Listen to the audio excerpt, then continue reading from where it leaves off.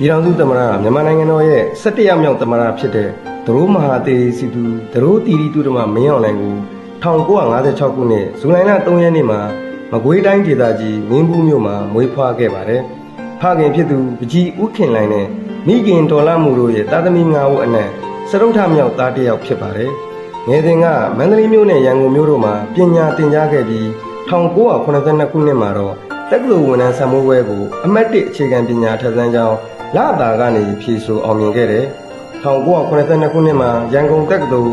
ဥပဒေဘာသာရဲ့အထူးပြုနဲ့ဒုတိယနှစ်သင်တန်းအထိတက်ရောက်ခဲ့ပြီး1984ခုနှစ်မှာတော့စစ်တက္ကသိုလ်ပိုလောင်းသင်တန်းအမှတ်စဉ်19သို့တက်ရောက်ခဲ့ပါတယ်။စစ်တက္ကသိုလ်ကနေသိပ္ပံဘွဲ့ရရှိပြီးအမှတ်1ရှမ်းတနက်ကင်တရင်မော်ဘီသို့ဒုတိယဘိုလ်အဖြစ်စတင်တာဝန်ထမ်းဆောင်ခဲ့ပါတယ်။1980ခုနှစ်မှာဇနီးဖြစ်သူဒေါ်ကျူကျူလာနဲ့လက်ထပ်ခဲ့ပြီးတော့သမီးတစ်ယောက်သားတစ်ယောက်ထွန်းကားခဲ့တယ်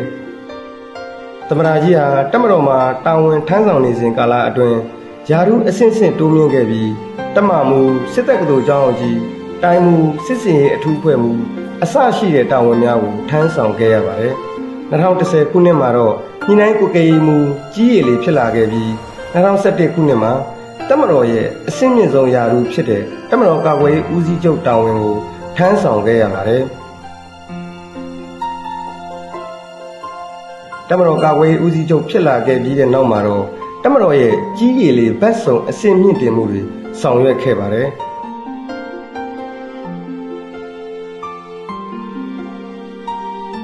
2020ခုနှစ်မှာအထွေထွေရွေးကောက်ပွဲမဲမတမာမှုဖြစ်စဉ်တွေကြောင့်တပ်မတော်ကနိုင်ငံတော်အာဏာကိုခိတ္တဝင်ထိန်းခဲ့ရပြီးရွေးကောက်ပွဲပြန်လည်လှုပ်ဆောင်ဖို့ပြင်ဆင်ခဲ့ရပါတယ်။ဒါပေမဲ့ဒီမဲမတမာမှုကိုအကြောင်းပြုပြီးပေါ်ပေါက်လာခဲ့တဲ့လူထုလှုပ်ရှားမှုတွေနဲ့လက်နက်ကင်အကြမ်းဖက်မှုတွေကြောင့်ရွေးကောက်ပွဲလုပ်ငန်းစဉ်ဟာမျှော်လင့်ထားတာထက်ပိုမိုကြန့်ကြာခဲ့ပြီးအဲ့ဒီကာလအတွင်းမှာနိုင်ငံတော်စီမံအုပ်ချုပ်ရေးကောင်စီဥက္ကဋ္ဌအနေနဲ့တိုင်းပြည်ကိုတဲ့မဲ့ထိန်းချောင်းခဲ့ရပါတယ်။ရွေးကောက်ပွဲမဆောင်ရွက်နိုင်သေးတဲ့ကာလအတွင်းမှာနိုင်ငံတော်ကာကွယ်ရေးလုပ်ငန်းစဉ်ဆောင်ရွက်နေရတဲ့အပြိုင်တစ်ဖက်မှာလည်းနိုင်ငံတော်အတွက်လိုအပ်တဲ့အုပ်ချုပ်မှုဆိုင်ရာကိစ္စအဝဝကိုစီမံဆောင်ရွက်ပေးခဲ့ရပါတယ်။လန်ဒရာပေါင်းများစွာတည်ဆောက်ခဲ့ပြီးပညာရေးအဆောက်အဦတွေကိုအဆင့်မြင့်တင်ပေးခဲ့သလိုကမ္ဘာအကြီးဆုံးထိုင်တော်မူမဟာဝိဇ္ဇာကျောက်စစ်ရုပ်ပွားတော်မြတ်ကြီးကိုထုစစ်တည်ထားကိုးကွယ်နိုင်ခဲ့ပြီးမြမအင်ဂျင်နီယာဆွမ်းမကားကိုကမ္ဘာကိုပြသနိုင်ခဲ့ပါတယ်။ဒါအပြင်2025ခုနှစ်ဒီဇင်ဘာလ28ရက်နေ့မှာမြန်မာတနိုင်ငံလုံးမျှော်လင့်ဆောင်စားနေတဲ့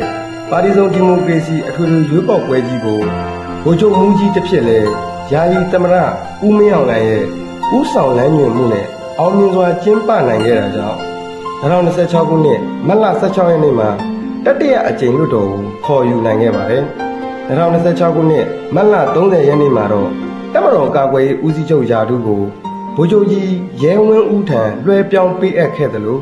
အဲ့ဒီနေ့မှာပဲပြည်သူ့လွှတ်တော်ရဲ့ဒုတိယသမ္မတလောင်းအဖြစ်အမည်စင်းတင်သွင်းခြင်းခံခဲ့ရပါတယ်။2026ခုနှစ်ဧပြီလ3ရက်နေ့မှာတော့ဒုတိယသမ္မတလောင်း3ဦးအနက်ကနေသမ္မတအဖြစ်မဲပေးရွေးချယ်ခံရပြီးပြည်ထောင်စုသမ္မတမြန်မာနိုင်ငံတော်ရဲ့17ရောက်မြောက်သမ္မတဖြစ်လာခဲ့ပါတယ်။မြန်မာနိုင်ငံရဲ့သမိုင်းတစ်စစ်ချိုးမှာဒီအခက်အခဲတွေကိုရင်ဆိုင်ပြီးဒီမိုကရေစီစနစ်ပြန်လည်ထိန်းကျောင်းပေးခဲ့တဲ့သမ္မတကြီးဒရိုးမဟာသေစီသူဒရိုးတီရီတူတမမင်းအောင်လှိုင်ရဲ့အထုပ်ပတိဘဝအကြောင်းကိုဂုဏ်ယူစွာနဲ့တင်ဆက်လိုက်ရပါတယ်ခင်ဗျာ။